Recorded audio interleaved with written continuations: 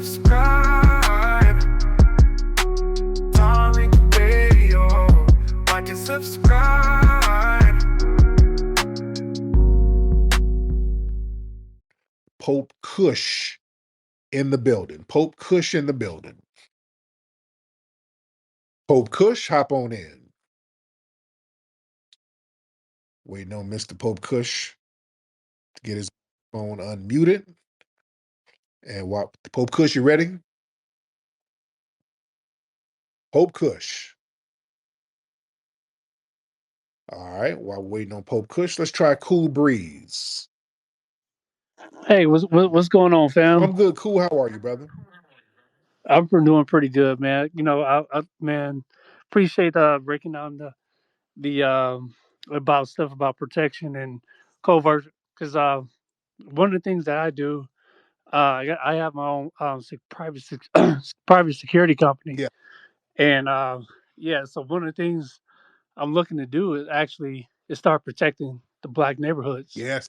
So, and just like you were talking about, that's one of the things I'm working on as far as getting with local governments and um, doing private security for our communities.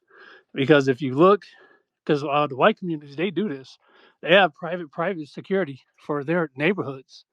Like local police department don't go into their neighborhoods. Yeah. So, so that's pretty much one of the things I'm looking to And do. And what city are you in? go ahead, fam. What city are you in? I'm in Las Vegas, Oh, cool. but I'm originally from Detroit. Okay. We need that, man. And what we need to do, we need to just, and everybody listening, what this brother's doing, everybody kind of has to follow suit. We need to look in these cities, see what local politician can allocate a budget for private security for certain neighborhoods so that we can employ brothers and sisters to patrol the area. We can patrol the area. We have certain politicians. We do have black politicians locally.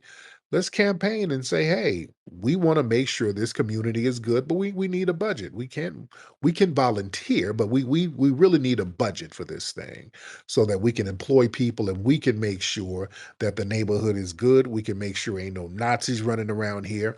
We can make sure people ain't out here trapping. We can just go around the neighborhood making sure everything is good, making sure kids are getting home from school safe, all of that stuff. That's something that we should be working on a national level. So yeah, brother, whatever you're doing up there, I'm in 100% support of it. I hope you get that together. How long you Yeah, been doing security?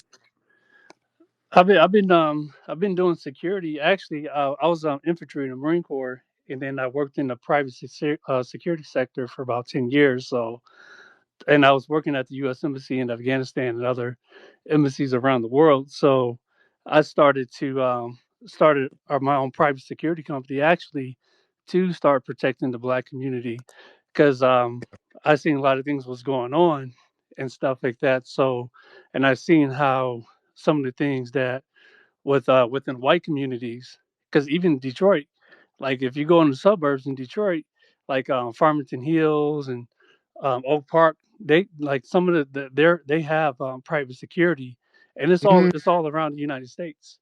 You know what I'm Okay. saying? So that's what I'm looking to do as far as to get our foot in the door to like just exactly what you just said, Yes. because who knows our community better than us? You know what I'm Yes. saying? And they have these like race soldiers working for these police departments. To them, we already know they don't care about our people, and to a lot of some of these people, it's a paycheck to them. So we're going to take care of our neighborhoods. We know our neighborhoods more better than them. Instead of someone coming working for a police department, just getting a paycheck and looking and being a soldier. So I got one more thing too, fam. Yeah. You had mentioned it yesterday.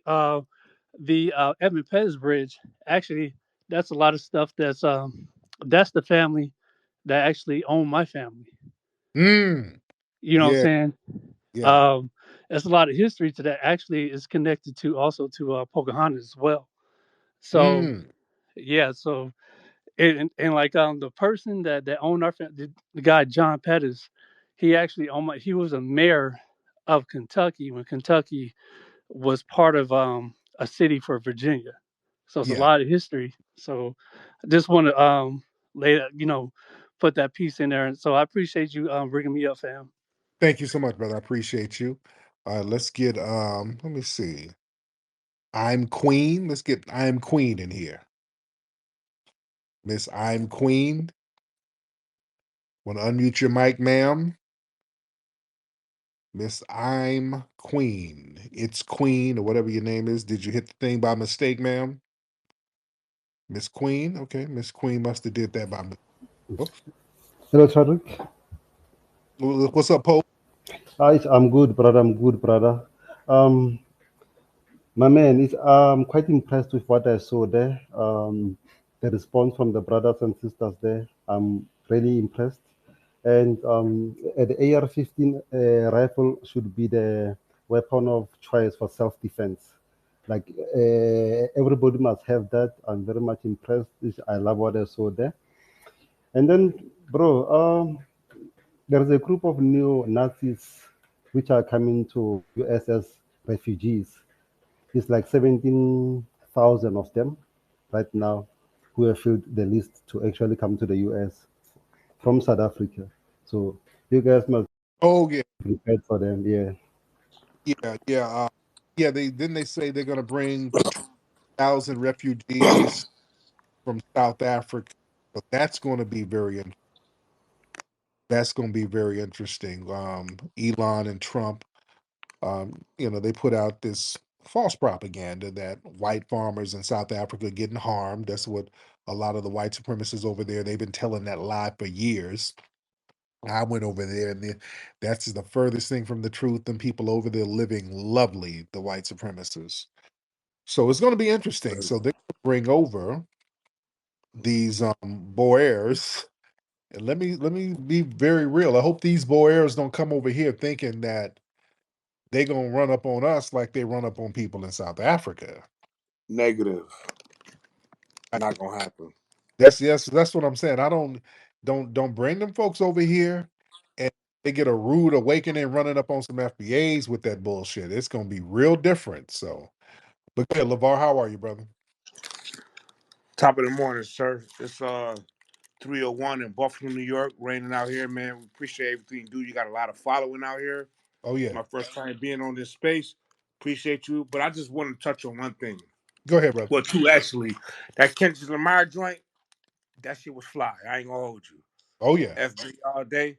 And yo, I'm looking forward to speaking with you again. I ain't gonna hold the space up and stuff, because I'm kind of shocked that I'm even got on. So, no man, doubt. peace to you and the family. Thank you so much, brother. I appreciate you. Let's get Naweep in the building. Great minister code type shit. 803 up in this bit.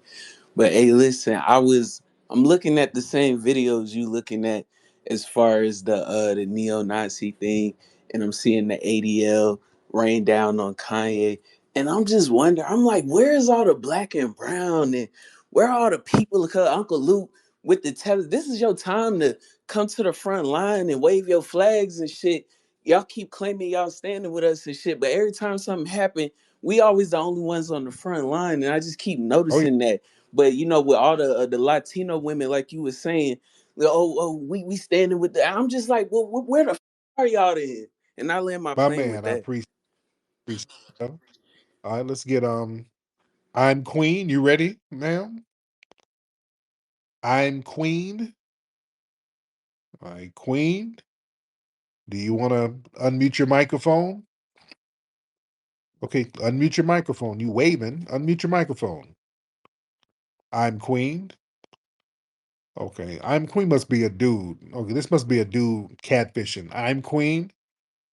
Sir, you should change your name to I am King. You're obviously a dude catfishing. This is a catfish account. So you're trying to get, I guess, trying to get some people to send money. That is a man. That is a man catfishing. That's why he doesn't want to have his voice heard. You're a man. All right. Well, do manly stuff. Go out there and build a shed in the backyard. All right. Don't be out here catfishing. You are a dude. You're clearly a dude. All right. Catfishing as a woman on the damn internet. All right. Let's get Dev. Let's get Dev in here. Let's get Dev, then we get Joan. Dev, what's up, Dev? Hey, Tariq, my man, what's up? Good, brother. How are you, Dev? I'm good, my brother. I just wanted to ask you, did you see your boy Myron was on Pierce Morgan today for the first time? You got to be kidding me. Yeah, What Tariq, I was piece? around and I was looking around, and I think he was with some there was a couple other guys on there, and he had a debate with one guy who was, I think he might have been FBA, but I'm not sure. It could have been like Tether, but he's basically trying to go at Myron, saying like, hey, well, because they were arguing about Jews and stuff like that, and they were saying about how Kanye was doing, the comments that Kanye recently made. And it was basically saying like, oh, because it was against Jews, and it's anti-Semitic and all this stuff. And it's like, hey, basically, him and Myron got into a debate basically about how, well, maybe if it was like, you know, between FBAs and how I'm having sort of a brain fart here. Sorry, Yeah, but yeah, yeah. I get. But now, I'm very lost. I'm very, very lost where you're trying to go with it. But thank you, brother. Yeah, kind of get your thoughts together because I don't. I'm confused, and I don't want you confusing the audience because I don't know what you're saying. All right, now who's this person here with a damn oxygen mask? The Economist. The Economist, hop on. You're sitting here with an oxygen mask on. Everything all right? What happened? Who is this? Somebody said deport black people to Africa. Oh Lord, get on in here, man. But deport people to black people to Africa. Hop on. Let's talk about this deportation. What's up, man? How you doing? What's up, y'all? Can you hear me? I can hear you, man. What's going on with you? You know what? I just been listening for a minute, and I think I want to take the political approach. It took Elon Musk to prove what I've been saying in 1991 to a group called NAACP. Now, this may sound off topic, but that's the National Association America of Colored People. All right. So I'm reaching out to Black Lives Matter. I'm reaching out to Free Palestinians Matter.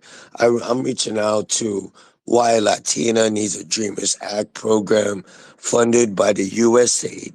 Again, the Dreamers Act are for Latinas and Latinos to cross the border legally and get $975 billion.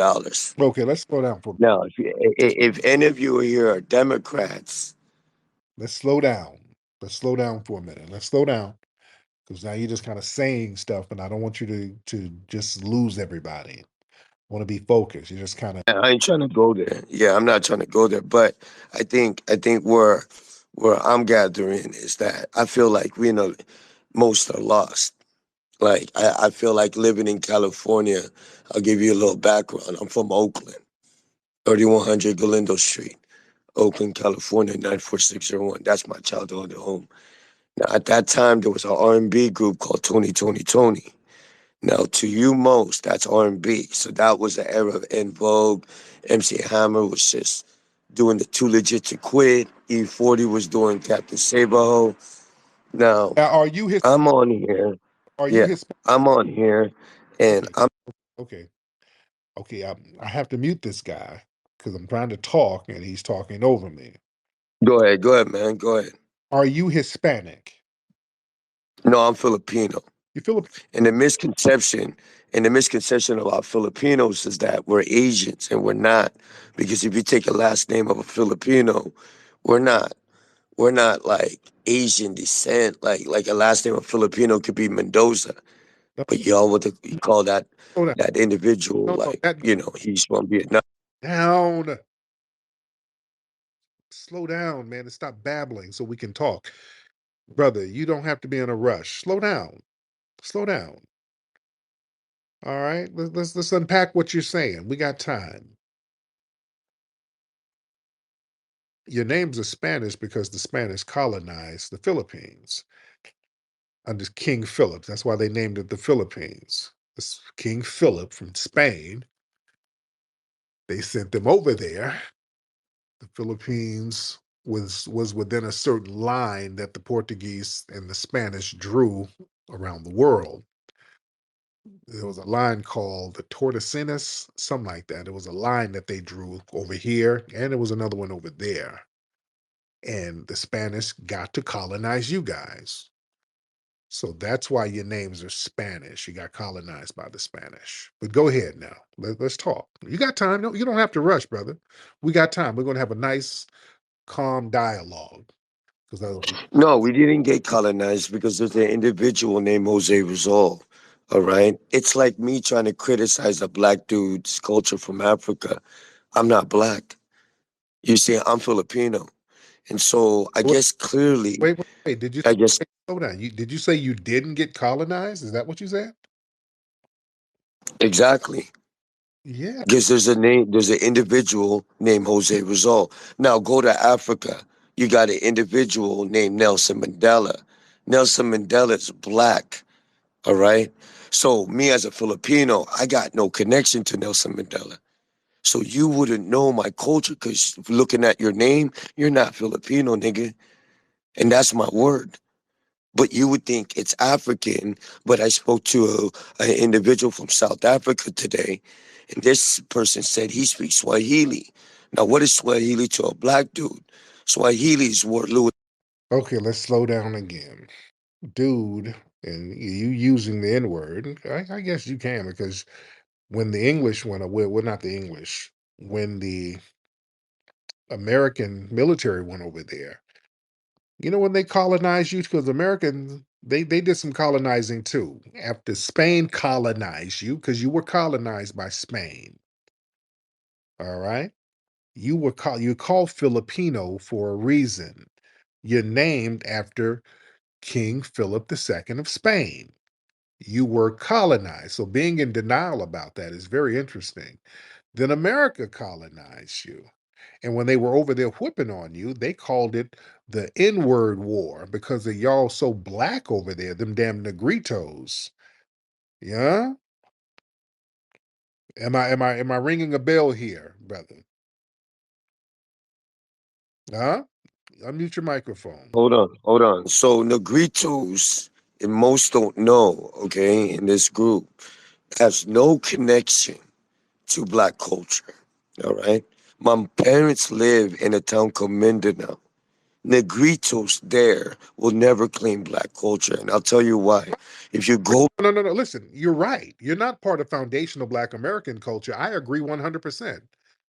Yeah, you're not a part of our culture. You're a different lineage.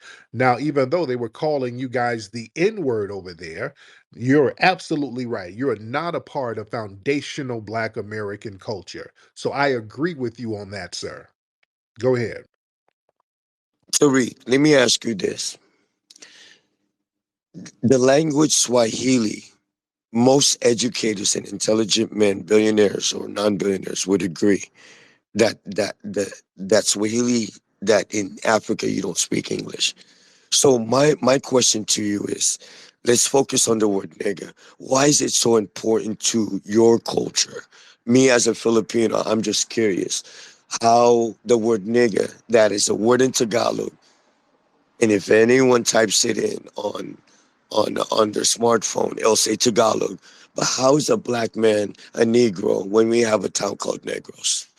That makes zero sense, what you just said and asked. Okay. That made zero sense. What Oh, so how can you claim nigga as a black person, Tariq? That's what I'm trying to understand. nobody's claiming nigga as a Black person. What the hell are you? A black person will hit someone in a nightclub, and I seen it with my own two eyes in the Bay Area, a very diverse nightclub, hip hop night, and some black dude clocked a Latino right in front of me. Yeah, but we're not claiming the word. We're rejecting the epithet because you're using it as an epithet, which you've used a few times as an epithet, and you're using it on the phone. You wouldn't use that in person.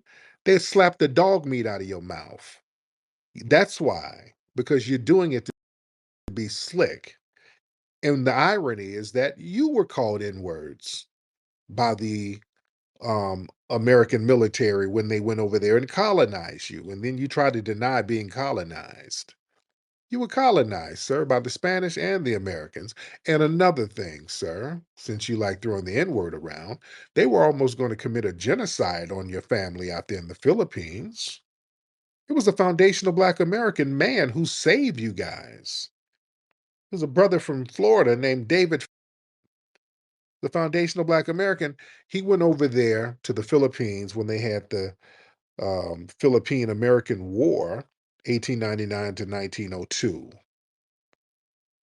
These people were wiping y'all the hell out. Y'all couldn't fight these white supremacists back. They were literally wiping you out. This foundational Black American saw that and said, nah, this don't sit right in my spirit. David defected from the U.S. Army and became an enemy of the U.S. government because he said, I don't want to sit around and let these Filipino people get slaughtered like this. So he started fighting guerrilla warfare against the U.S. government and trained the Filipinos to fight guerrilla warfare. And that stopped them from being genocided over there. He taught them guerrilla warfare fighting. Foundational Black American man. And I'm then just you have, curious though, man. Have you ever hold on, lived in the Philippines? I'm not done with you. I'm not done.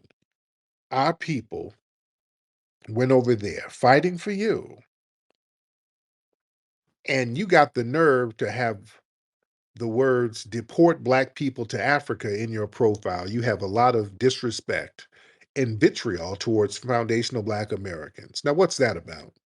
Okay, so my question to you is, have you ever lived in the Philippines? Why in the hell would I live in the Philippines and Okay, I'm a that's found my okay. Let's start there. Have you ever attended a university named Jose Rizal University, where my mom attended and got her what bachelor's degree?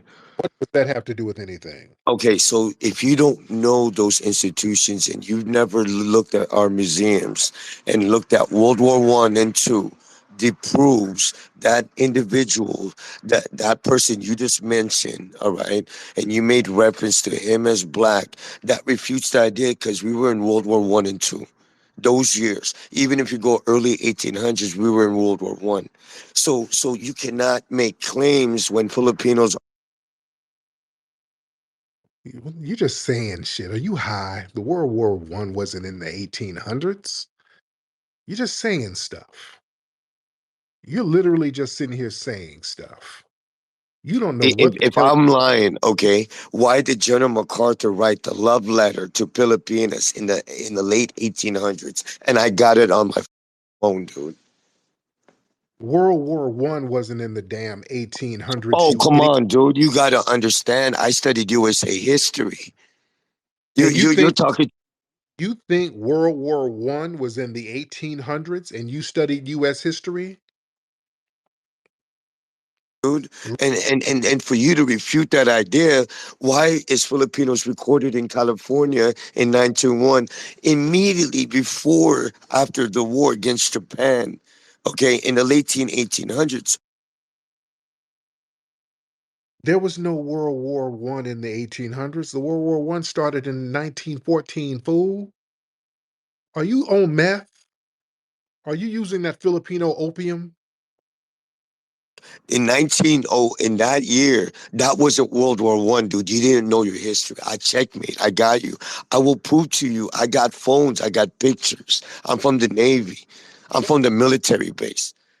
World You War are. One was in 1914, fool. What are you talking about? There wasn't no war during that time. If you look at the black dude in the airplane, that was after World War One and Two. That was just for America, dude, during the Confederate versus the Union when they had the Civil War, man. Fool is just all over. This dude don't know shit about. He's talking about the Civil War and the Confederacy in World War One. Are you? He's talking about airplanes in the 1800s. Wasn't no airplanes in the 1800s. You idiot. You I'm an goddamn idiot, okay? I grew up in the Navy. If I'm an idiot, why is Democrats denying the fact that fool. Get off my phone. I'm not going to waste time. This dude's talking about Confederates and World War One. Good freaking grief. This is an idiot. and then has the nerve to sit here and be low-key racist or high-key racist. This is why you take the capes off, FBA family. We had foundational Black Americans risk their lives for people like this, and this is what we get. Much respect to General David, our foundational Black American brother from Florida, who went out there and put in work, teaching them how to fight, teaching them guerrilla warfare over there so they wouldn't get genocided. They had to change the caliber of guns to fight them over there, by the way. Robbie, aren't you from Florida, Robbie? Let me get Brother Robbie in here. Brother Robbie, aren't you from Florida, brother? Brother Robbie, hop on, sir. Them on the grill just a little bit longer, but God works in mysterious ways. Look, I've had friends that are in the Philippines. I've been in the military. Let me tell you something. One, he's lying about the caste system that they have over there because the big hint is the Spanish. Everywhere the Spanish went, they taught people to hate themselves. They tried to put negritos or Negroes at the bottom. They'll try to say that those people are not the Filipino people, but they'll admit that those people were the indigenous people there. And if you go over there today, you'll see that those people are discriminated against. Number two, you'll have a bunch of skin bleaching creams and all of that because a lot of them still retain enough melanin. So it goes back to what I say, like, see, the cost of washing white goes into all that Diddy baby oil and people sitting here having to lick mustard off the behind of these white dudes who go over there with their social security check, being passport bros tricking. So while he's over here trying to be slick in Cali, he knows damn well you got people over there so poor because the government is corrupt that they're literally cooking garbage to call it pog pog. And that's not to be disparaging. That's just to tell you that that's how overcrowded and how much they've been buck broken by Europeans. So like you say, they got buck broken and confused by the Spanish. Then the Americans came and smacked them around. We had one of our FBA descendants go there and help them. And simply because nobody wants white daddy to smack them around, everybody's trying to wash white. So the vast majority of them live in poverty and squalor. But the ones who get to come over here, they get their license to practice anti-Black racism. Like we say, white is just not a social construct. It's an attitude. This is why we have to take the cape off. This is why we have to vet people, because whenever, like you say, when white supremacy raises the temperature, everybody starts increasing their anti-Blackness. Why? Because they got to renew their license to practice anti-Black racism. They don't have an unlimited white privilege card like white women and white LGBTQ people. So they have to put their pom-poms on and start practicing anti-Black racism, retweeting all of these, anti-Black stereotypes like Diane Yap with her Yap. She can't even find a DEI dentist to fix her teeth. So these people don't even get soy sauce on their SAT over here trying to talk crap to us. So I'll land my plane. My man. But yeah, over there you had some of those Muslims over there during the Philippine American War. There were Muslim Black Negritos up there, and they were being trained by our brother David, giving them some of the game. They were like on some suicide warfare type of things. They had to, what they would do, they would take like opium and fight, and they get shot by those low caliber bullets that the US government had. It was ineffective. They were still fighting. So they had to change the caliber of bullets over there. They had to change it. They were using the US had standard 38 caliber bullets. They had to change to 45 calibers to stop them from advancing on their ass. There's some deep stuff. Some real deep stuff. But boy, the nerve of that guy to come in and talking slick and not know shit about history, just all over the place. These folks don't be knowing shit. No, you don't understand. The Confederates, they had airplanes and they were fighting, and there was one black guy on the plane. And my cousin was in the military and he saw him, and I got a picture. You don't know it. Like, what the hell are you talking about? Just saying shit, nigga. Good freaking grief. Like, dude, that wasn't no World War One. Yes, it was. It was in the 1800s. They were fighting. They had got on the plantation and then got on a plane. I hate it. Okay. When you're talking to somebody who you know is dumb as hell, it just and it's not a good battle. I like having a good debate with a formidable foe. I just don't feel right debating no idiot. Robbie wanted me to have him on. I can't do that. If somebody's an idiot, I can't debate no idiot. And you know that an idiot, that's no fun. Like beating up on a wheelchair. That's not no fun. Yeah, I know. I can't do that. That's not cool. Now that's bullying. That's bullying. I'm not gonna bully this idiot. You wait, you wait. Yeah, yeah, yeah, yeah. You wait, you wait. Ooh, yeah, yeah, yeah, yeah, yeah. You wait, you wait.